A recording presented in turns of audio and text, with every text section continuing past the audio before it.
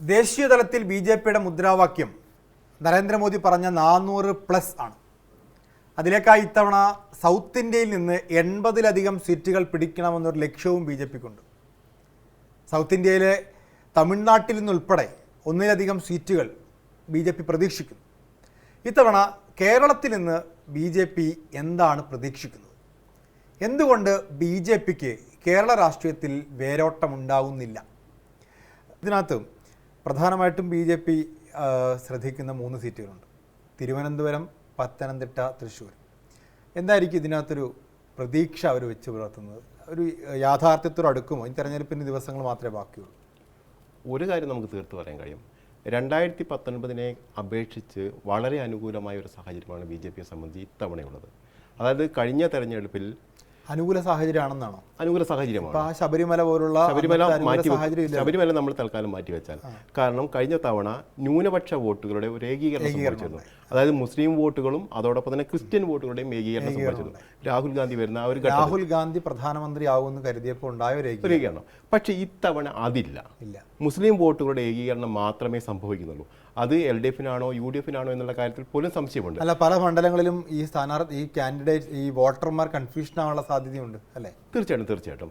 അതായത് പത്തനംതിട്ടയിലും തൃശ്ശൂരും തിരുവനന്തപുരത്തും ബി.ജെ.പിക്ക് ജയിച്ചു കയറാൻ പറ്റുന്ന ഒരു സാഹചര്യമുണ്ട്. കാരണം ത്രികോണ മത്സരമാണ്. ഈ ത്രികോണ മത്സരമാകുമ്പോൾ സ്വാഭാവികമായിട്ടും ഇവിടെ പന്ന്യൻ രവീന്ദ്രൻ, രാജീവ് ചന്ദ്രശേഖരൻ, ശശി തരൂർ. ഇതിൽ ശശി തരൂർ ജയിക്കും എന്ന് നമുക്ക് ഉറപ്പിച്ച് പറയാൻ പറ്റാത്തൊരു സാഹചര്യമുണ്ട്. ശശി തരൂരിന് പന്ന്യൻ രവീന്ദ്രൻ നല്ല ശക്തനായ എതിരാളിയാണ്. അവിടെ രാജീവ് ചന്ദ്രശേഖറുണ്ട്. അപ്പോൾ കൃത്യമായൊരു ട്രൈപ്പോളാർ, ഒരു ത്രികോണ മത്സരം നടക്കുന്ന സമയത്ത് ഈ മതേതര വോട്ടുകൾ എന്ന് പറയുന്ന പ്രത്യേകിച്ച് ന്യൂനപക്ഷ വോട്ടുകൾ ഏകീകരിക്കപ്പെടുകയാണെങ്കിൽ അത് പന്ന്യന് അനുകൂലമായിട്ടായിരിക്കുമോ അല്ലെങ്കിൽ ശശി തരൂരിന് അനുകൂലമായിട്ടായിരിക്കുമോ എന്നൊരു കൺഫ്യൂഷൻ ഉണ്ടാകും. സ്വാഭാവികമായിട്ടും ആ വോട്ട് ബാങ്ക് സ്പ്ലിറ്റ് ആവാനുള്ള സാധ്യതയുണ്ട്. അവിടെയാണ് ബി.ജെ.പിയുടെ ജയം, ബി.ജെ.പിക്ക് ഒരു മുൻതൂക്കം ഉണ്ടാവുമെന്ന് പറയപ്പെടുന്നു അല്ലേ? തീർച്ചയായിട്ടും. അതോടൊപ്പം തന്നെ തിരുവനന്തപുരത്തെ സ്ഥാനാർത്ഥി ബി.ജെ.പിയെ സംബന്ധിച്ച് ഒരു പ്ലസ് പോയിന്റ് ആണ്. കാരണം ഇവർക്ക് 2 പേർക്കും പാകം വെക്കാൻ അല്ലെങ്കിൽ സമം വെക്കാൻ കഴിയുന്ന ഒരു സ്ഥാനാർത്ഥി. കഴിഞ്ഞ തവണ കുമ്മനം രാജശേഖരനായിരുന്നു. കുമ്മനം നാട്ടുകാരനാണ്.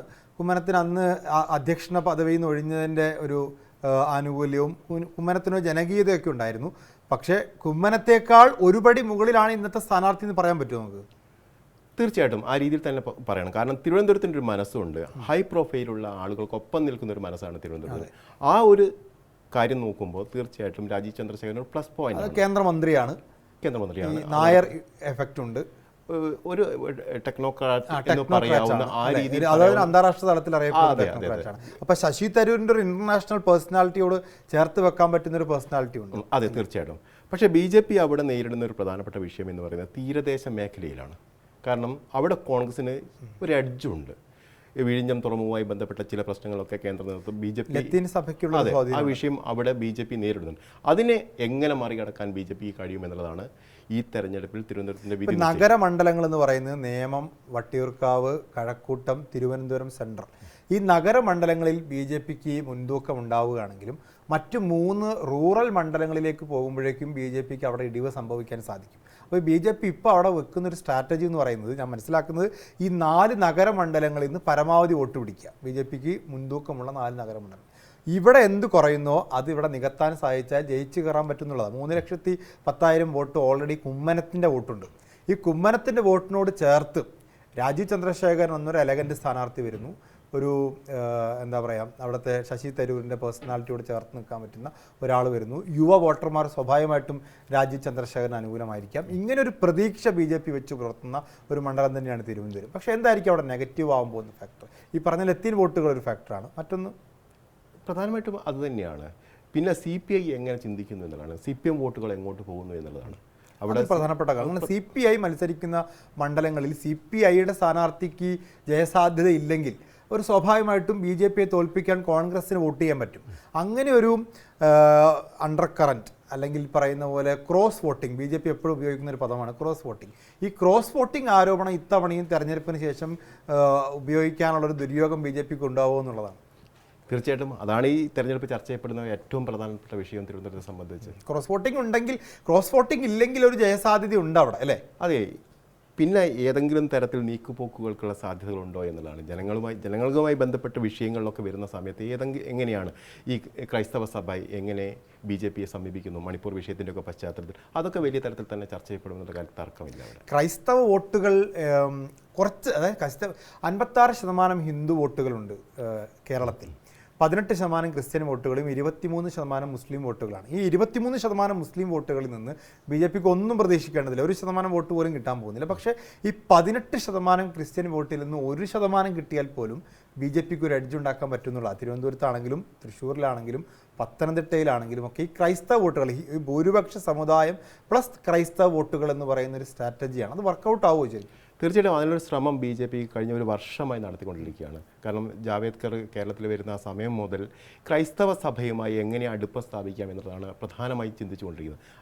അതുമായി ബന്ധപ്പെട്ട് ക്രൈസ്തവ മേലധ്യക്ഷന്മാരുമായൊക്കെ ചർച്ചകൾ നടക്കുകയും ശ്രീധരൻപിള്ള സംസ്ഥാന അധ്യക്ഷനായ സമയത്ത് അദ്ദേഹത്തിന് ഈ ക്രൈസ്തവ സഭകളുമൊക്കെ ഒരു നല്ല ലൈസൻ വർക്ക് ഉണ്ടായിരുന്നു. അതുകൊണ്ട് തന്നെ അദ്ദേഹം സ്ഥാനാർത്ഥിയെ എത്തുമെന്ന് പോലും നമ്മൾ പ്രതീക്ഷിച്ചിരുന്നു പത്തനംതിട്ട. പക്ഷേ അതുണ്ടായില്ല.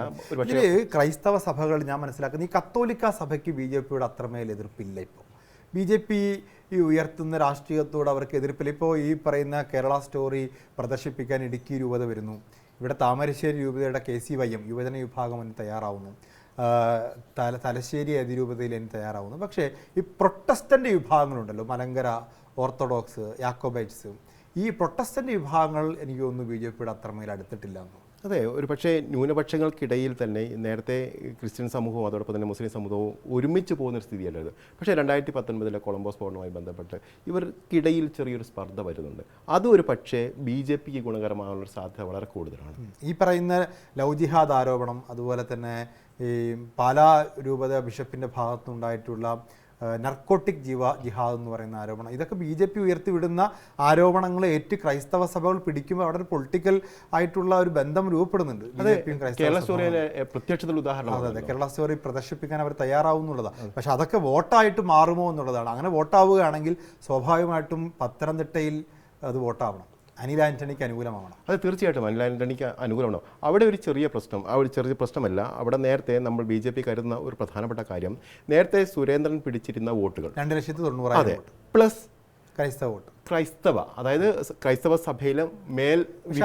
കഴിഞ്ഞ തവണ കെ സുരേന്ദ്രൻ എന്ന് പറയുന്ന ഒരു ഫാക്ടർ, കെ സുരേന്ദ്രൻ ഒരു നായർ സ്ഥാനാർത്ഥിയല്ല. പത്തനംതിട്ടയിൽ NSSൻ്റെ ഒക്കെ ഒരു പിന്തുണ കെ സുരേന്ദ്രൻ ഉണ്ടാകുന്നത് ശബരിമല പ്രക്ഷോഭത്തിൻ്റെ ഒരു പശ്ചാത്തലത്തിലാണ്. ശബരിമല പ്രക്ഷോഭം കഴിഞ്ഞ് വരുമ്പോൾ സ്വാഭാവികമായിട്ടും ശബരിമല ശാസ്താവിൻ്റെ മണ്ണാണ് പത്തനംതിട്ട. അവിടെ ഉണ്ടായിട്ടുള്ളൊരു വികാരം സ്വാഭാവികമായിട്ടും ഈ BJPക്ക് അനുകൂലമാവാനുള്ള സാധ്യതയുണ്ട്. ആ വോട്ട് 2,90,000 സുരേന്ദ്രന് കിട്ടി എന്നുള്ളതോട് ഇത്തവണ ആ ഒരു എഫക്റ്റ് ഉണ്ടാവുമോ? ശബരിമല എഫക്റ്റ് ഇല്ലാത്തിടത്തോളം. അവിടെ പ്രധാനപ്പെട്ട ഒരു ഘടകം അവിടുത്തെ നിലവിലെ MP ആൻഡ്രോയെ സംബന്ധിച്ചുള്ള ചില പ്രശ്നങ്ങൾ, ഭരണവിരുദ്ധ വികാരം അവിടെ നന്നായിട്ട് ശക്തമായി അലടിക്കുന്നുണ്ട്. അത് BJP എങ്ങനെ മുതലെടുക്കുന്നു എന്നുള്ളതാണ്. അത് തോമസ് ഐസക്കിന് അനുകൂലമാവാനുള്ള സാധ്യതയില്ലേ? തീർച്ചയായിട്ടും അവിടെ ഒരുപോലെ. അതെ, അത് ഏത് തരത്തിൽ വരുന്നു എന്നുള്ളതിനെ ആശ്രയിച്ചിരിക്കും. അവിടെ കഴിഞ്ഞ തവണ 2 ക്രിസ്ത്യൻ സ്ഥാനാർത്ഥികളാണ്. ഈ 2 ക്രിസ്ത്യൻ സ്ഥാനാർത്ഥികൾക്കിടയിലേക്ക് ഒരു ഭൂരിപക്ഷ സമുദായത്തിൽ നിന്നുള്ള സ്ഥാനാർത്ഥി വരുമ്പോൾ ഉണ്ടാകുന്ന ഒരു ഏകീകരണമായിരിക്കാം സുരേന്ദ്രൻ്റെ ഗുണകരമായത്. ഇത്തവണ 3 ക്രിസ്ത്യൻ സ്ഥാനാർത്ഥികളാണ്. ഈ 3 ക്രിസ്ത്യൻ സ്ഥാനാർത്ഥികളാവുമ്പോൾ സ്വാഭാവികമായിട്ടും ഈ നായർ വോട്ടുകൾ എങ്ങോട്ട് എന്ന് പറയുന്നൊരു നായർ വോട്ടുകളുടെ ഒരു പോളറൈസേഷൻ ഉണ്ടാകാനുള്ള സാധ്യതയുണ്ടോ? തീർച്ചയായിട്ടും. കാരണം നരേന്ദ്രമോദി എന്ന് പറയുന്ന ഒരു ബിംബത്തെ മുന്നിൽ നിർത്തിയാണ് BJP തെരഞ്ഞെടുപ്പ് പ്രചാരണം മുന്നോട്ട് കൊണ്ടുപോകുന്നത്. നരേന്ദ്രമോദിക്ക് നമ്മളൊക്കെ സർവേയിൽ അത് വ്യക്തമാണ്, നരേന്ദ്രമോദിക്ക് അനുകൂലമായി ഒരു ട്രെൻഡ് കേരളത്തിൽ രൂപപ്പെട്ടിട്ടുണ്ട്. അത് BJPക്ക് അനുകൂലമായി വരാനുള്ള സാധ്യതയുണ്ട്. മാത്രമല്ല, ഈ അയോധ്യ രാമക്ഷേത്രം ഉണ്ടായ സമയത്ത് അതിനെ സ്വാഗതം ചെയ്ത ഇത് NSS ആണ് ആദ്യമായിട്ട്. NSS സ്വാഗതം ചെയ്തു, SNDP സ്വാഗതം ചെയ്തു, ഇവിടുത്തെ KPMS പോലുള്ള SC/ST സംഘടനകളുടെ നേതാക്കന്മാർ സ്വാഗതം ചെയ്തു. അപ്പോൾ ഈ NSS ഈ അയോധ്യ ക്ഷേത്രത്തെയും രാംലല്ലയെയൊക്കെ സ്വാഗതം ചെയ്യുന്ന സ്വാഭാവികമായിട്ടും BJP അനുകൂലമായ നിലപാടിൻ്റെ ഭാഗം തന്നെയാണത്. ആ രീതിയിൽ തന്നെ കാണാം. ഈ നമ്മൾ നേരത്തെ സൂചിപ്പിച്ച പോലെ കേരള സ്റ്റോറിയോട് ക്രൈസ്തവ സഭ സ്വീകരിച്ചൊരു നിലപാടുണ്ട്. അത് ഒരു തരത്തിൽ BJPക്ക് അനുകൂലമാണ് എന്ന് പറയേണ്ടി വരും. അത് BJP എങ്ങനെ വോട്ടാക്കും എന്നുള്ള ചോദ്യം അവിടെ പ്രസക്തവുമാണ്. തൃശ്ശൂരിലേക്ക് വന്നു കഴിഞ്ഞാൽ സ്വാഭാവികമായിട്ട് തൃശ്ശൂരിലും ഇതേപോലെ ഒരു ട്രൈപ്പോളർ രാഷ്ട്രീയമാണ്. അതായത് 3 സ്ഥാനാർത്ഥികളും വളരെ എലഗൻ്റായിട്ടുള്ള, വളരെ പ്രമുഖരായിട്ടുള്ള 3 സ്ഥാനാർത്ഥികളാണ്. ഒന്ന് സുരേഷ് ഗോപി, സ്വാഭാവികമായിട്ടും തൃശ്ശൂരിങ് എടുക്കുക എന്ന് പറഞ്ഞ് കഴിഞ്ഞ തവണ വന്നു. രണ്ടാമത് വടകരയിൽ നിന്ന് തൃശ്ശൂരിലേക്ക് പോയിട്ടുള്ള കരുണാകരൻ്റെ തട്ടകത്തിൽ മകൻ ഇറങ്ങുന്നു എന്ന് പ്രതീതി സൃഷ്ടിക്കാൻ സാധിച്ച കെ മുരളീധരനാണ്. 3 തൃശ്ശൂരിൻ്റെ സ്വന്തം പുത്രനായിട്ടുള്ള സുനിൽകുമാറാണ്. ഈ 3 സ്ഥാനാർത്ഥികൾ തമ്മിൽ നടക്കുന്ന മത്സരത്തിൽ ഇതേപോലൊരു കൺഫ്യൂഷൻ ന്യൂനപക്ഷങ്ങൾക്കിടയിൽ ഉണ്ടാവാനുള്ള സാധ്യതയുണ്ടല്ലോ. ഈ ന്യൂനപക്ഷ വോട്ടുകൾ ആർക്ക്, മുരളീധരനാണോ സുനിൽകുമാറിനാണോ? പക്ഷേ അവിടെ മറ്റൊരു വിഷയമുണ്ട്. പത്തനംതിട്ടയെ പോലെ ക്രൈസ്തവ വിഭാഗമല്ല അവിടെ ജയപരാജയങ്ങൾ നിശ്ചയിക്കുന്നത്. അവിടെ മുസ്ലിമിനും ഈഴവർക്കും വലിയ പ്രാധാന്യമുണ്ട്. കാരണം ക്രൈസ്തവ സഭയിലേക്ക് BJP എത്താൻ എനിക്ക് തോന്നുന്നു 26% ഈഴവ വോട്ടുകളാണ്. അതെ, കൂടുതൽ ഈഴവ വോട്ടുകൾ, പ്രത്യേകിച്ച് മറ്റുള്ള മേഖലകളിലൊക്കെ ഇവർക്ക് വോട്ടുണ്ട്, ക്രൈസ്തവ സഭയ്ക്ക് വോട്ടുണ്ട്. പക്ഷെ അതിനപ്പുറത്തേക്ക് ഗുരുവായൂർ, ചാവക്കാട് തുടങ്ങിയ മേഖലകളിൽ വലിയ തരത്തിൽ മുസ്ലിം വോട്ടുകളുണ്ട്. ഇത് കെ മുരളീധരൻ സമാഹരിക്കാനുള്ള സാധ്യത വളരെ കൂടുതലാണ്. കഴിഞ്ഞ വർഷം TN പ്രതാപന് അനുകൂലമായിരുന്നു, ഇത്തവണ മുരളീധരൻ അനുകൂലമായിരിക്കും. മറ്റൊന്ന് നമ്മൾ ഈഴവരെ കുറിച്ച് പറയണം. നേരത്തെ BJP ന്യൂനപക്ഷങ്ങൾക്കിടയിലില്ലെങ്കിൽ പോലും ഉയർന്ന ജാതിക്കാരുടെ ഇടയിൽ, അതോടൊപ്പം തന്നെ SC/ST ഇടയിലൊക്കെ വലിയ തരത്തിൽ സ്വാധീനം ഉണ്ടാക്കിയിരുന്നു. പക്ഷേ ഈഴവർക്കിടയിലേക്ക് ആ സ്വാധീനം വളർത്താൻ കഴിഞ്ഞില്ല. പക്ഷേ BDJSന്റെ വരവോടുകൂടി ആ ഒരു മേഖലയിലേക്ക് കടന്നു കയറാൻ BJPക്ക് സാധിച്ചിട്ടുണ്ട്. ചില പ്രശ്നങ്ങളൊക്കെ BJPയുടെ സംസ്ഥാന അധ്യക്ഷൻ ഈഴവ സമുദായത്തിൽ നിന്നൊരാളാണ്. BJPക്ക് കേരളത്തിൽ നിന്നുള്ള കേന്ദ്രമന്ത്രി V മുരളീധരൻ ഈഴവ സമുദായത്തിൻ്റെ പ്രതിനിധിയാണ്. അപ്പോൾ ഈഴവ സമുദായത്തിന് വലിയ ഒരു പ്രാതിനിധ്യം കൊടുക്കാൻ BJP ശ്രദ്ധിച്ചിട്ടുണ്ട് ഈ അടുത്ത കാലത്തൊക്കെ. പക്ഷേ അപ്പോഴും സവർണ പേരാണ് BJP എപ്പോഴും നേരിടുന്നത്. അതിനെ മറികടക്കാൻ BJP കഴിഞ്ഞിട്ടില്ല. പക്ഷേ BDJSന്റെ വരവോട് തൃശ്ശൂരിൽ പറഞ്ഞ പോലെ BJPക്ക് അങ്ങനെ ഒരു ബേസ് വോട്ട് ഇല്ലാത്ത സ്ഥലമാണ്. സുരേഷ് ഗോപി വന്നപ്പോൾ കഴിഞ്ഞ തവണ വോട്ട് ഇരട്ടിപ്പിച്ചു. ഇത്തവണ സുരേഷ് ഗോപിക്ക് ആ ഒരു ഇമേജ് ഉണ്ടോ? സത്യം പറഞ്ഞാൽ കഴിഞ്ഞ തവണ വന്നിറങ്ങിയ ഒരു ക്ലീൻ ഇമേജോട് കൂടിയാണോ സുരേഷ് ഗോപി നിൽക്കുന്നത്? അദ്ദേഹത്തിൻ്റെ കുറേ പ്രസ്താവനകൾ അദ്ദേഹത്തിന് എതിരായി മാറിയിട്ടില്ലേ? ഇവിടെ എൻ്റെ ഒരു പ്രധാനപ്പെട്ട ഒരു ചോദ്യമുണ്ട്.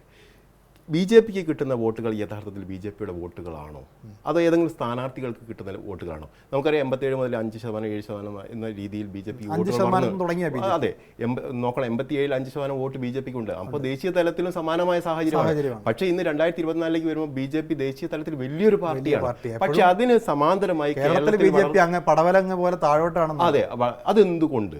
അവിടെ ഒരു പ്രസക്തമായ ചോദ്യമുണ്ട്. ആ ചോദ്യത്തിനുള്ള ഉത്തരം കൂടിയായിരിക്കും തൃശ്ശൂരിൽ നിന്ന് നമുക്ക് ലഭിക്കാൻ പോകുന്നത്. മികച്ച സ്ഥാനാർത്ഥികളെ മത്സരിപ്പിക്കുമ്പോൾ BJPക്ക് വോട്ട് കിട്ടുന്നുണ്ട് പലയിടത്തും, അല്ലേ? അത് BJP വോട്ടുകളല്ലേ? BJP, അതായത് ഇപ്പോൾ തമിഴ്നാട് ഉദാഹരണമായി പരിശോധിച്ചാൽ അണ്ണാമലൈ വരുമ്പോഴേക്കും അവിടെ ട്രെൻഡ് മാറുന്നുണ്ട്. ഇപ്പോൾ ആളുകൾ വെറും പാർട്ടി ചിഹ്നമോ അല്ലെങ്കിൽ പാർട്ടി എതിരാളികൾ പറയുന്ന പ്രചരണമോ നോക്കിയല്ല, ഒരു ആളുകൾ വിലയിരുത്തുന്നുണ്ട് സ്ഥാനാർത്ഥികളെ, പാർട്ടിയുടെ അജണ്ട.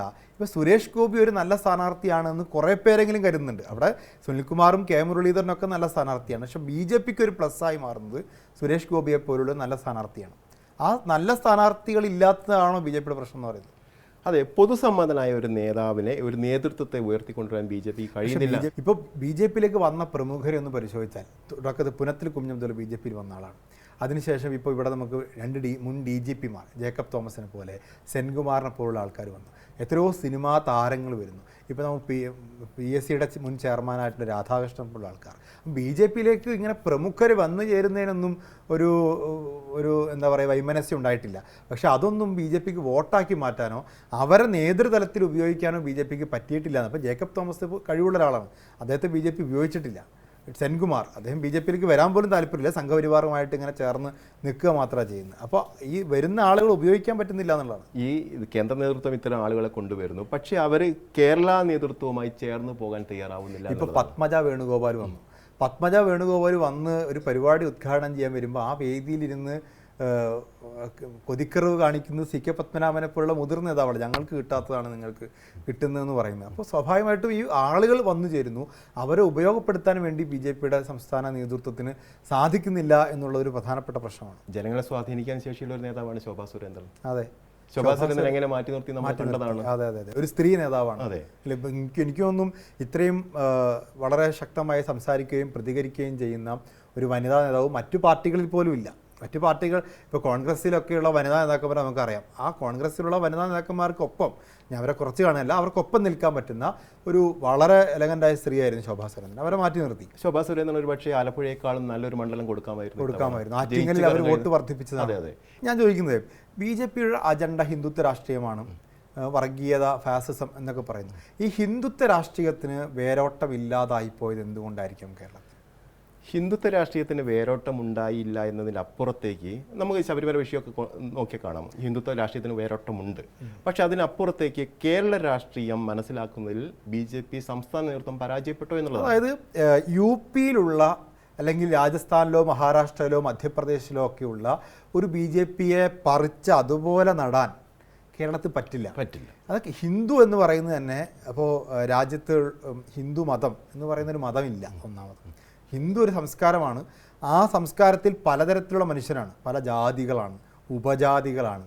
അപ്പോൾ അതിനെ ഒരു ഏകശിലാത്മകമായ സംവിധാനത്തിലേക്ക് കൊണ്ടുപോകാൻ പറ്റില്ല എന്നുള്ളത് RSS തന്നെ തിരിച്ചറിഞ്ഞുള്ള കാര്യമാണ്. അപ്പോൾ കേരളത്തിലേക്ക് വരുമ്പോൾ കേരളത്തിൻ്റെ ഒരു സാംസ്കാരികമായ ധാര, കേരളത്തിൻ്റെ ഒരു സാമൂഹിക പശ്ചാത്തലം, ഇവിടുത്തെ ജാതികളുടെ ഒരു ശ്രേണി, ഇതൊക്കെ മനസ്സിലാക്കിക്കൊണ്ടൊരു സോഷ്യൽ എഞ്ചിനീയറിംഗ് നടത്താൻ BJP പരാജയപ്പെടുന്നു. ന്യൂനപക്ഷങ്ങൾ കേരളത്തിൽ വലിയ സ്വാധീനമുണ്ട്. ന്യൂനപക്ഷം 23% മുസ്ലിം, 18% ക്രിസ്ത്യൻ. ഈ 18% ക്രിസ്ത്യൻ വോട്ടുകൾക്ക് വേണ്ടി BJP ഈ അടുത്ത കാലത്താണ് ശ്രമം തുടങ്ങിയത്. അതിനു മുമ്പ് വരെ ഇടത് വലത് മുന്നണികൾ ഇതാ ന്യൂനപക്ഷ പ്രീണനം നടത്തുന്നു എന്ന് പറഞ്ഞ് ഒരു രണ്ട് സമുദായങ്ങളെ മാറ്റി നിർത്തുക ചെയ്തിട്ടുണ്ടായിരുന്നു. ഒന്നുകൂടി ചേർത്ത് പറയണ്ട, തൃശ്ശൂരിലേക്ക് പോയാൽ ഇന്നലെ നടന്ന പൂരവുമായി ബന്ധപ്പെട്ട് പൂരത്തിലുണ്ടായിരിക്കുന്ന കുറേ വീഴ്ചകളുണ്ട്. അത് എങ്ങനെ ഉണ്ടായി എന്നുള്ളൊരു ചോദ്യം ഉയർന്നു വരുന്നു. ഇന്നിപ്പോൾ VD സതീശൻ അടക്കമുള്ള ആളുകൾ പറയുന്നത് BJPക്ക് അനുകൂലമാക്കി ഉണ്ടാക്കി കൊടുത്ത ഒരു ന്യൂനതകളാണ്. ഞാൻ BJP ഈ വിഷയങ്ങളെ ഉപയോഗപ്പെടുത്തുന്നതിലുള്ള ഒരു അപാകത പറയാം. ഇപ്പോൾ പൂരത്തിൽ ഒരു പ്രശ്നം ഉണ്ടാകുന്നു. തൃശ്ശൂർ പൂരം ഒരു ജനകീയ വികാരമാണ്. തൃശ്ശൂർകാരുടെ മതജാതി വ്യത്യാസമില്ലാത്ത വികാരമാണ്, കേരളത്തിൻ്റെയും വികാരമാണ്. അങ്ങനെ ഒരു സാധനത്തെ ഉപയോഗപ്പെടുത്തുമ്പോൾ BJPക്ക് അതിൽ മുന്നിൽ നിൽക്കാം. ഇതാ പൂരം കുളമാക്കാൻ വേണ്ടി CPM-ഉം സർക്കാരും ശ്രമിക്കുന്നു എന്ന് പറയാം. അതിനെ ഇന്ന് കുമ്മനത്തിൻ്റെ ഒരു പ്രസ്താവനയുണ്ട്, ഇതാ വിശ്വാസികളെ തകർക്കാൻ ശ്രമിക്കും. എനിക്ക് തോന്നുന്നു ഇത് എന്തിനാണ് ഇത് വിശ്വാസികളുടെ മാത്രം വിഷയമായി മാറ്റുന്നത്? BJPക്ക് ഇതൊരു വലിയ സാംസ്കാരിക പ്രശ്നമായി അവതരിപ്പിച്ചൂടെ? കേരളത്തിൻ്റെ സാംസ്കാരിക പ്രശ്നമായി ഇതിനെ അവതരിപ്പിക്കുകയും ഇതാ കേരളത്തിൻ്റെ വലിയൊരു സാംസ്കാരികമായ ഉത്സവത്തെ തകർക്കാൻ വേണ്ടി CPM ശ്രമിക്കുന്നു എന്ന് പറയാം. ഇതിനെ ചെറിയൊരു ക്യാൻവാസിലേക്ക് കൊണ്ടുവന്നിട്ട് ഇതാ വിശ്വാസികളെ തകർക്കാൻ ശ്രമിക്കുന്നു എന്ന് BJP പറയണം. ഇവിടെയാണ് രഞ്ജിത്ത് നേരത്തെ പറഞ്ഞ ഉത്തരേന്ത്യയിലെ ഉത്തർപ്രദേശിലെ രാഷ്ട്രീയം, BJP സംഘപരിവാർ രാഷ്ട്രീയം അതേപടി ഇവിടെ പറിച്ചു നടാനുള്ള ഇവിടെ അതങ്ങനെ വിശ്വാസികളുടെ വിഷയമല്ല. തൃശ്ശൂർ പൂരം ഇവിടുത്തെ ഒരു സാംസ്കാരിക ഉത്സവമായിട്ട് കൊണ്ടാടപ്പെടുന്നു. ആ സാംസ്കാരികത ഒരുപക്ഷെ BJPക്കൊക്കെ ഉപയോഗപ്പെടുത്താൻ പറ്റിയ സാംസ്കാരികത തന്നെയാണ്. പക്ഷേ അതിനെ പറഞ്ഞു വരുമ്പോഴേക്കും ഇതൊരു കേവലം വിശ്വാസികളുടെ വിഷയമാക്കി മാത്രം BJP കൊണ്ടുവരുന്നുള്ളതാണ്. മാത്രമല്ല, ഇപ്പോൾ കേരളത്തിലെ ആളുകൾ അപ്പാടെ അങ്ങ് പുരോഗമനവാദികളും അവിശ്വാസികളോ അല്ലെങ്കിൽ മതനിഷേധികളോ ഹിന്ദു നിഷേധികളോ ഒന്നുമല്ല. പക്ഷേ കേരളത്തിൽ ഓരോ സ്ഥലത്ത് പോകുമ്പോഴും അതിൻ്റെതായ പ്രത്യേകതയുണ്ട്. ഇപ്പോൾ തിരുവനന്തപുരത്ത് CPM-ൻ്റെ സ്ഥാനാർത്ഥിയാണെങ്കിലും കോൺഗ്രസ് സ്ഥാനാർത്ഥിയാണെങ്കിലും BJP സ്ഥാനാർത്ഥിയാണെങ്കിലും ശ്രീപത്മനാഭ നിന്ന നടത്തി തിരുവനന്തപുരത്ത് എന്തെങ്കിലും തരത്തിൽ പ്രസംഗിക്കാൻ പറ്റും. എത്ര പുരോഗമനമുണ്ടെങ്കിലും ശ്രീപത്മനാഭനെ നിന്ദിച്ചുകൊണ്ടും ശ്രീപത്മനാഭ സ്വാമിക്കെതിരെ എന്തെങ്കിലും പറഞ്ഞുകൊണ്ട് തിരുവനന്തപുരത്ത് ഒരു സ്ഥാനാർത്ഥിക്ക് മത്സരിക്കാൻ പറ്റുമോ? ഇല്ല. അവിടെ അപ്പോൾ എത്ര പുരോഗമനം പറഞ്ഞാലും നിങ്ങൾ എത്ര മതേതരത്വം പറഞ്ഞാലും അവിടെ നായർ എന്ന് പറയുന്നൊരു ഫാക്ടറുണ്ട്, അവിടുത്തെ ശ്രീപത്മനാഭൻ്റെ മണ്ണ് എന്ന് പറയുന്നൊരു ഫാക്ടറുണ്ട്. അതൊക്കെ BJPക്ക് ഉപയോഗപ്പെടുത്താൻ പറ്റുന്ന സാധനങ്ങളാണ്. പക്ഷേ BJP അപ്പോഴേക്കും അതിനൊരു ഹിന്ദു വിഷയമാക്കി. ഹിന്ദു എന്ന് പറയുന്നൊരു എന്താ പറയുക, പാൻ കേരള ഒരു ഹിന്ദു ഫീലിംഗ് ഇല്ല. അപ്പോൾ കണ്ണൂരിലേക്ക് വരാം. നമുക്ക് കണ്ണൂരിൽ വന്നു കഴിഞ്ഞാൽ ഇവിടെ മുത്തപ്പനാണ്. കണ്ണൂരിലെ ഏതെങ്കിലും ഒരു CPM സ്ഥാനാർത്ഥി, കണ്ണൂരിലെ ഒരു കോൺഗ്രസ് സ്ഥാനാർത്ഥി, ഇവരാരെങ്കിലും മുത്തപ്പനെതിരെ പറയുമോ? ജയ് ശ്രീരാം എന്ന് ഉത്തരേന്ത്യക്കാരൻ വിളിക്കുന്നത് പോലെ ഇവിടെ മുത്തപ്പ ശരണം എന്ന് വിളിക്കുന്നുണ്ട്. ഇവിടെ അത് വേറൊരു തലത്തിലാണ്. അതിന് BJP മനസ്സിലാക്കിയിട്ടില്ല. BJP കേരളത്തിൻ്റെ ഒരു സാംസ്കാരിക മനസ്സിനെ മനസ്സിലാക്കാതെ പോയി. ഇപ്പോൾ തെയ്യങ്ങൾ, കേരളത്തിലെ കാവുകൾ, തിറകൾ, ഇതൊക്കെ കേരളത്തിൻ്റെ ഹിന്ദു മനസ്സെന്ന് പറയുന്നത്. അല്ലാതെ ഉത്തരേന്ത്യയിൽ വിളിക്കുന്ന ജയ് ശ്രീരാമോ രാംലല്ലയോ അതൊന്നും അപ്പാടി ഇവിടെ കൊണ്ടൊന്നും പ്രതിഷ്ഠിക്കാൻ പറ്റില്ല. ഇവിടുത്തെ വേറൊരു കൾച്ചറാണ്. ആ കൾച്ചറിനെ മനസ്സിലാക്കാൻ RSS-നോ BJPക്കോ ഒരു പരിധിവരെ പറ്റിയിട്ടില്ല. ഈ അടുത്ത കാലത്തായിട്ട് RSS അത് മനസ്സിലാക്കുന്നുണ്ട്. RSS ഈ പറയുന്ന BJPക്ക് വോട്ടില്ല എന്ന് കരുതി RSS-ൻ്റെ പ്രവർത്തനത്തെ നമുക്ക് കുറച്ച് കാണാൻ പറ്റില്ല. RSS അതിൻ്റെ വേരോട്ടം കൃത്യമായി ഏറ്റവും കൂടുതൽ ഇന്ത്യയിൽ ശാഖകളുള്ളത് RSS-ന് കേരളത്തിലാണ്. 4000-ൽ പരം ശാഖകളുണ്ട്. എല്ലാ താലൂക്കുകളിലും അവർക്ക് പ്രവർത്തനമുണ്ട്, പ്രചാരകന്മാരുണ്ട്. പക്ഷേ അത് BJPക്ക് വോട്ടായി മാറാത്തത് നേരത്തെ പറഞ്ഞ പൊതുസമ്മതിയാണ്. BJPയുടെ വോട്ടിലേക്ക് വരുമ്പോഴേക്കും അതൊരു സമൂഹത്തിൻ്റെ മുഴുവൻ പ്രശ്നമായിട്ട് മാറുകയാണല്ലോ. സംഘടനാ തലത്തിൽ വരുമ്പോൾ ഒരു സംഘടനയ്ക്ക് ആവശ്യമുള്ളത് കുറച്ച് പ്രവർത്തകരെയാണ്. അത് RSS-നുണ്ട്. നല്ല കൃത്യമായ ദേശീയ തലത്തിലോ തെരഞ്ഞെടുപ്പിലേക്ക് വരുമ്പോൾ RSS ഇറങ്ങി പ്രവർത്തിക്കുന്നു. അതുകൊണ്ട് തന്നെ ദേശീയ രാഷ്ട്രീയത്തിൽ ദേശീയ തെരഞ്ഞെടുപ്പിൽ വലിയ തരത്തിൽ 20% അല്ലെങ്കിൽ 15%-ലേറെ വോട്ടുകൾ നേടാൻ കഴിഞ്ഞു. കഴിഞ്ഞ 2021 നിയമസഭാ തെരഞ്ഞെടുപ്പിൽ 12% വോട്ട് മാത്രമാണ് BJP നേടാൻ കഴിഞ്ഞത്. അത് കേരള രാഷ്ട്രീയം BJPയുടെ പ്രവർത്തനത്തിലേക്ക് വരുന്നില്ല എന്നുള്ളതാണ്. അതെ അതെ, ആ കേരള രാഷ്ട്രീയം കൃത്യമായി അല്ലെങ്കിൽ ചർച്ച ചെയ്യാൻ ബി ജെ പിക്ക് ഇപ്പോഴും കഴിയുന്നില്ല എന്നുള്ളതുകൊണ്ടാണ് ഇത്രയും ശതമാനം വോട്ട് കുറയുന്നത്. അല്ലെങ്കിൽ 16-17% വോട്ട് കേട്ടിയെടുത്ത് 5% വോട്ടാണ് പെട്ടെന്ന് കുറയുന്ന അടുത്ത തെരഞ്ഞെടുപ്പിലേക്ക്. മാത്രമല്ല കേരളത്തിലെ ഒരു സാമുദായിക ഘടന പറഞ്ഞാൽ നായർ, കേരളത്തിൽ ഹിന്ദു എന്ന് പറയുന്ന ഒരു പാൻ ഉണ്ട്. ഇപ്പോൾ നായാടി മുതൽ നമ്പൂതിരി വരെയുള്ള ഐക്യത്തെക്കുറിച്ചൊക്കെ ഇടക്കാലത്ത് വെള്ളാപ്പള്ളിയൊക്കെ പറഞ്ഞിരുന്നു. അങ്ങനെ ഒരു ഐക്യമൊന്നും കേരളത്തിൽ സാധ്യമല്ല. കേരളത്തിൽ നായർ വോട്ടുകളുണ്ട്. നമ്മൾ എത്ര പുരോഗമനം പറഞ്ഞാലും നായർ ഈഴവ വോട്ടുകൾ കൃത്യമായിട്ടുണ്ട്. ഇപ്പോൾ ഈഴവ എന്ന് പറയുന്നൊരു വികാരം SNDPയുടെ പ്രവർത്തകർക്കിടയിൽ തെക്കോട്ട് പോയാൽ കൃത്യമായിട്ട് പ്രവർത്തിക്കുന്നുണ്ട്. ഈ വടക്കോട്ട് വന്നു കഴിഞ്ഞാൽ നമ്മളിപ്പോൾ വടകര മണ്ഡലത്തിലാണെങ്കിലും കണ്ണൂരിലൊക്കെയാണ് ഈഴവന്മാരുണ്ട്. ഈ ഈഴവ വികാരത്തെ ഉൾക്കൊണ്ട പാർട്ടി CPM ആണ്. കേരളത്തിലെ ഈഴവ പാർട്ടി എന്ന് പറയുന്നത് CPM ആണ്. കേരളത്തിലെ നായർ പാർട്ടി നേരത്തെ കോൺഗ്രസ് ആയിരുന്നു. അതിനിടയിലേക്കാണ് ആര് ഇറങ്ങി വരേണ്ടത്? BJP ഈ രണ്ട് സമുദായത്തിൽ നിന്ന് വോട്ട് പിടിക്കാൻ ശ്രമിക്കേണ്ടത്. അപ്പോൾ അവിടെ പറയുന്ന ഹിന്ദുത്വം എന്ന് പറയുന്ന ഉത്തരേന്ത്യയുടെ ഹിന്ദുത്വം പറഞ്ഞുകൊണ്ട് ഒരു കാര്യമില്ല. ഇവിടെ ഈഴവര രാഷ്ട്രീയം മാത്രമല്ല CPM പറയുന്നത്, ഒരു കേരളത്തിൻ്റെ ഒരു തനത് സാംസ്കാരികതയുണ്ട്. അത് കൃത്യമായി അവർക്ക് പറയാൻ കഴിയുന്നുണ്ട്. അവിടെയാണ് ഇടതുപക്ഷത്തിൻ്റെ വിജയം. അവിടെയാണ് തെയ്യം, തിറകളെയും തെയ്യത്തെയും കാവുകളെയും ഒക്കെ CPM അഡ്രസ്സ് ചെയ്യുന്നുണ്ട് കേരളത്തിൽ. ഇവിടുത്തെ ഈഴവ സമുദായത്തെ അഡ്രസ്സ് ചെയ്യുന്നുണ്ട്. ഈ അരുൺ ജെയ്റ്റ്ലി പണ്ട് ജീവിച്ചിരുന്ന കാലത്ത് ഒരു കാര്യം പറഞ്ഞിട്ടുണ്ട്, എന്തുകൊണ്ട് കേരളത്തിൽ BJP വളരുന്നില്ല എന്ന്. അദ്ദേഹം പറഞ്ഞു, കേരളത്തിൽ BJPയേക്കാൾ നല്ല ഹിന്ദു പാർട്ടി ഉണ്ടെന്ന് പറഞ്ഞു. കേരളത്തിൽ CPM അഡ്രസ്സ് ചെയ്യുന്നുണ്ട് ഹിന്ദുത്വത്തെ, ഹിന്ദു വികാരത്തെ. കോൺഗ്രസ് ഒരു പ്രത്യേക തലത്തിൽ കോൺഗ്രസ് അഡ്രസ്സ് ചെയ്യുന്നുണ്ട്. പിന്നെ ഇവിടെ BJPക്ക് സ്പേസ് ഇല്ല. ഈ രണ്ട് സ്പേസുകളും ടോട്ടലി ഉപയോഗപ്പെടുത്തിയിട്ടുണ്ട്. ഇപ്പോൾ ഉദാഹരണം പറഞ്ഞാൽ നമ്മുടെ നവോത്ഥാനത്തിന് ശേഷം, ഇപ്പോൾ നായർ സമുദായത്തിലെ നവോത്ഥാനത്തിന് ശേഷം മന്നത്ത് പത്മനാഭൻ കോൺഗ്രസിനോട് ചേർന്ന് നിന്നിരുന്നു. വിമോചന സമരത്തിൻ്റെ കാലത്ത് കോൺഗ്രസിനോട് ചേർന്ന് നിന്നതാണ്. ശ്രീനാരായണ ഗുരുവിൻ്റെ നേതൃത്വത്തിൽ ഈഴവ സമുദായത്തിന് ഉണ്ടായിട്ടുള്ള നവോത്ഥാന പ്രവർത്തനങ്ങളുണ്ട്. ആ ഈഴവ സമുദായത്തിലുണ്ടായ നവോത്ഥാന പ്രവർത്തനങ്ങളുടെ പിന്തുടർച്ച CPM ഏറ്റെടുത്തിട്ടുണ്ട്. അപ്പോൾ കേരളത്തിൽ ഹൈന്ദവ നവോത്ഥാനവും ഭൂരിപക്ഷ സമുദായത്തിലെ നവോത്ഥാനമൊക്കെ സംഭവിക്കുമ്പോൾ അതിൻ്റെ പിന്തുടർച്ചക്കാരായി കോൺഗ്രസും CPM ഇവിടെ വന്നിട്ടുണ്ട്.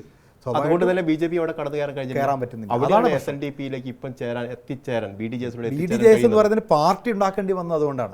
അപ്പോൾ ഹിന്ദു വികാരം ഇല്ലാത്തത് കൊണ്ടല്ല കേരളത്തിൽ BJP വളരാത്തത്, കേരളത്തിൻ്റെ പശ്ചാത്തലത്തിൽ അതിനെ അഡ്രസ്സ് ചെയ്യാൻ BJPക്ക് പറ്റുന്നില്ല എന്നുള്ളത്. ഇവിടെ ജയ് ശ്രീറാം വിളിച്ചിട്ടൊരു കാര്യമില്ല. ഇവിടെ നിങ്ങൾ ബീഫിനെതിരെ സംസാരിച്ചിട്ട് കാര്യമില്ല. ഇവിടെ ഇപ്പോൾ മണിപ്പൂരിൽ പോയി കഴിഞ്ഞാൽ BJP ബീഫിനെതിരെ പറയുമോ? നാഗാലാൻഡിൽ പറയാൻ പറ്റുമോ? മിസോറാമിൽ പറയാൻ പറ്റുമോ? അവിടെ വേറൊരു രാഷ്ട്രീയമാണ്. ഗോവയിൽ BJP എങ്ങനെയാണ് ജയിച്ചു കയറുന്നത്? അവിടെ ക്രിസ്ത്യൻ വോട്ടുകളുണ്ട്. ആ ക്രിസ്ത്യൻ വോട്ടുകൾ BJPക്ക് കിട്ടുന്നുണ്ടല്ലോ. അപ്പോൾ ഗോവയിലെ രാഷ്ട്രീയം വേറെയാണ്. അത് BJPക്ക് ഉപയോഗപ്പെടുത്താൻ അവിടെ പറ്റുന്നുണ്ട്. ജാവ്ദേക്കറിനെ കേരളത്തിന് ചുമതല ഏൽപ്പിച്ച് പറഞ്ഞിരിക്കുന്ന ആ ഒരു കോർ കമ്മിറ്റി യോഗം ഉണ്ടായിരുന്നു. ആ കോർ കമ്മിറ്റിയിൽ നരേന്ദ്രമോദി തന്നെ പറഞ്ഞതായിട്ട് അറിയുന്നത് BJPയുടെ നേതൃത്വത്തിൻ്റെ പ്രശ്നങ്ങളാണ്. അതോടൊപ്പം തന്നെ പലതും റിപ്പോർട്ടുകൾ മാത്രമായി ഒതുങ്ങുന്നു. അത് താഴെത്തട്ടിൽ നടപ്പിലാക്കാൻ BJP നേതൃത്വം കഴിയുന്നില്ല. കമ്മിറ്റിയെക്കുറിച്ച് ഞാനൊരു ധാരണ കിട്ടുന്നു. ആ കോർ കമ്മിറ്റിയിൽ നരേന്ദ്രമോദി പറഞ്ഞ പോലെ ഇതൊക്കെ കണ്ട മുഖങ്ങൾ തന്നെയാണല്ലോ, സ്ഥിരമായി കാണുന്ന മുഖങ്ങളാണല്ലോ, പുതിയവരെ ഉൾപ്പെടുത്തണം, കോർ കമ്മിറ്റി വിപുലീകരിക്കണം എന്ന് പറഞ്ഞു. അങ്ങനെ നമ്മൾ സുരേഷ് ഗോപിയൊക്കെ കോർ കമ്മിറ്റിയിലേക്ക് വരും എന്നൊരു പ്രചരണമൊക്കെ ഉണ്ടായത്. കോർ കമ്മിറ്റി പിന്നെ ആകെ വന്നപ്പോൾ അബ്ദുള്ള കുട്ടിയാണ് കോർ കമ്മിറ്റിയിലേക്ക് വന്നിട്ടുള്ളത്. BJPക്ക് ശരിക്കും പറഞ്ഞാൽ രണ്ട് പ്രധാനപ്പെട്ട പ്രശ്നങ്ങളുണ്ട്. നല്ല മുഖങ്ങളെ അവതരിപ്പിക്കണം. ഇപ്പോൾ ഉള്ള നേതൃത്വം കൊള്ളില്ല എന്നല്ല കേട്ടോ. കെ സുരേന്ദ്രനൊക്കെ നല്ല നേതാവാണ്, വളരെ വൈബ്രന്റ് ആയ, നന്നായി വോട്ട് പിടിക്കാൻ പറ്റുന്ന ആളെ കെ സുരേന്ദ്രൻ. പത്തനംതിട്ടയിൽ തെളിയിച്ചിട്ടുണ്ട്, മഞ്ചേശ്വരത്ത് തെളിയിച്ചിട്ടുണ്ട്. അതുപോലെ ശോഭാ സുരേന്ദ്രൻ, MT രമേശും ഒക്കെ നല്ല നേതാക്കന്മാരാണ്. ഞാൻ പറയുന്നത് കുറച്ചുകൂടി ഇപ്പോൾ സുരേഷ് ഗോപി അവതരിപ്പിച്ചതുപോലെ തമിഴ്നാട്ടിലെ അണ്ണാമലൈ പോലുള്ള കുറച്ച് നല്ല നേതാക്കന്മാരെ, നേതൃത്വത്തെ കൂടി ഉൾപ്പെടുത്താൻ BJPക്ക് പറ്റണം. രണ്ടും കേരളത്തിൻ്റെ ഒരു സാംസ്കാരിക പശ്ചാത്തലത്തിൽ ഈ ഹിന്ദുത്വത്തെ ഒന്ന് റീഡിസൈൻ ചെയ്യണം. എന്നാൽ മാത്രമേ കേരളത്തിൽ ഈ പറയുന്ന ഒരു പൊളിറ്റിക്കലായിട്ടുള്ള ഒരു അജണ്ട BJP നടപ്പാക്കണമെങ്കിൽ BJP ഇപ്പോൾ പറയുന്ന വർഗീയമായ അല്ലെങ്കിൽ BJP ഉത്തരേന്ത്യയിൽ പറയുന്ന പൊളിറ്റിക്സ് ഇവിടെ പറഞ്ഞാൽ ഒരു കാരണവശാലും BJPക്ക് ഇവിടെ ജയിച്ചു കയറാൻ പറ്റില്ല. അതായത് വളരെ ചുരുക്കി പറഞ്ഞാൽ BJP കേരള രാഷ്ട്രീയം പഠിക്കണം. ഉത്തരേന്ത്യയിൽ BJPക്ക് ഗുണമായി മാറുന്ന സാധനങ്ങൾ കേരളത്തിലേക്ക് വരുമ്പോൾ ദോഷമാണ്. ഇപ്പോൾ പൗരത്വം പറഞ്ഞാൽ ഉത്തരേന്ത്യയിൽ വോട്ട് കിട്ടും, കേരളത്തിൽ കിട്ടില്ല. ഏക സിവിൽ കോഡ് പറഞ്ഞാൽ ഉത്തരേന്ത്യയിൽ വോട്ട് കിട്ടും, കേരളത്തിൽ അത് സാധ്യതയില്ല. അപ്പോൾ കേരളത്തിലെ BJPക്ക് കേരളത്തിനനുസൃതമായി ഇപ്പോൾ അണ്ണാമലൈ തമിഴ്നാട്ടിൽ പയറ്റുന്ന പോലെ കേരളത്തിന് അനുകൂലമായ ഒരു BJP രാഷ്ട്രീയം ഉണ്ടായിട്ടില്ലെങ്കിൽ ഇത്തവണയും വലിയ അത്ഭുതങ്ങളൊന്നും സംഭവിക്കാൻ പോകുന്നില്ല. അജണ്ട മാറ്റി സെറ്റ് ചെയ്യാനും അതോടൊപ്പം തന്നെ താൻ പറയുന്നത് ശരിയാണെന്ന് പറയുന്ന ഒരു നേതാവിനെ ഉയർത്തിക്കൊണ്ടുവരാൻ BJPക്ക് കഴിയണം. BJPക്ക് നേതൃനിരയിൽ നല്ല മുഖങ്ങളെ കൊണ്ടുവരാൻ പറ്റണം അല്ലേ. അല്ലെങ്കിൽ ഈ പറയുന്ന 3 മണ്ഡലങ്ങൾ, ഇപ്പോൾ തൃശ്ശൂരായാലും BJP പ്രതീക്ഷ വെക്കുന്ന മണ്ഡലം എടുത്ത് പറയണം. തൃശ്ശൂർ, തിരുവനന്തപുരം, ആറ്റിങ്ങലുണ്ട്, പത്തനംതിട്ടയുണ്ട്, പാലക്കാടുണ്ട്. 5 സീറ്റുകൾ വളരെ പ്രതീക്ഷയുണ്ട്. പാലക്കാടും തിരുവനന്തപുരത്തും 2ാം സ്ഥാനത്ത് നേരത്തെ എത്തിയതാണ്. അപ്പോൾ ഈ 5 സീറ്റുകളും BJP പ്രതീക്ഷിക്കുന്നുണ്ട്. അതായത് 2019 മുന്നേറ്റം അതേപോലെ നടപ്പിലാക്കാൻ കഴിഞ്ഞാൽ ഈ 5 മണ്ഡലങ്ങൾ ജയിക്കാൻ സാധ്യതയുണ്ട്. പക്ഷേ ഈ പറയുന്ന ക്രോസ് വോട്ടിംഗ് ഒരു പ്രശ്നമാണ്. BJPക്ക് ഒരു സീറ്റ് പോലും കൊടുക്കരുത് എന്ന് മുഖ്യമന്ത്രി പറഞ്ഞു കഴിഞ്ഞു.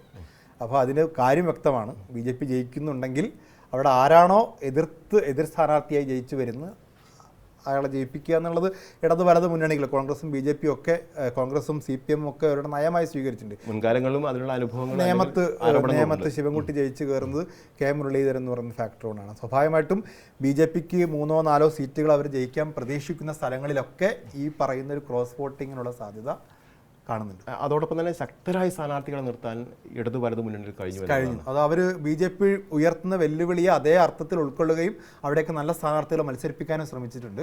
അപ്പോൾ BJPക്ക് 0 മുതൽ അങ്ങനെ തന്നെ പറയണം അല്ലേ, 0 മുതൽ 3 വരെ സീറ്റ് കിട്ടാൻ സാധ്യതയുണ്ട് എന്നുള്ളതാണ് ഒരു നിഗമനം. ഈ 0 എന്നുള്ളത് എടുത്തു പറയണം. കാരണം 3 സീറ്റുകൾ എന്ന് പറയുന്നത് അവർ പ്രതീക്ഷിക്കുന്ന സീറ്റുകളാണ്. ഈ സീറ്റുകളിലെല്ലാം വളരെ ശക്തമായ മത്സരം നടക്കുന്നതുകൊണ്ട് അത് 0ലേക്ക് പോകാനുള്ള സാധ്യതയുണ്ട്. പക്ഷേ BJP പ്രതീക്ഷിക്കുന്നത് 3 സീറ്റുകളാണ്.